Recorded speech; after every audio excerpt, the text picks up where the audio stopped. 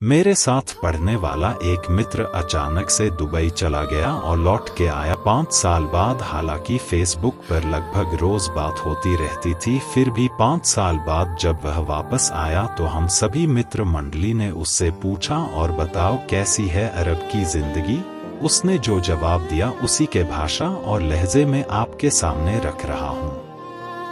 5 साल हो गए थे सऊदी में काम करते हुए। पहला 1 साल कर्ज उतारना, दूसरा तीसरे साल की कमाई बहनों की शादियों की भेंट चढ़ गया।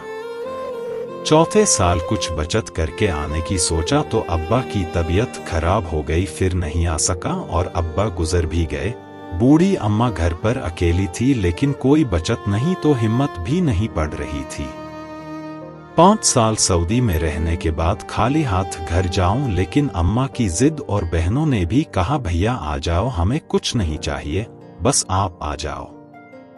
कहाँ तो हिम्मत बढ़ी, कुछ उधार बारी करके टिकट लेके वापस आ गया कि कोई बड़ी जिम्मेदारी तो है नहीं, अब यहीं कुछ कर लेंगे।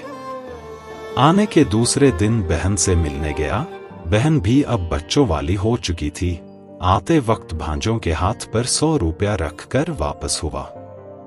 दूसरी बहन के यहाँ पहुँचने पर पास के पैसे भी खत्म हो चुके थे, लेकिन उसे ये उम्मीद थी ये बहन जो कुछ ज्यादा नजदीक है कुछ नहीं बोलेगी।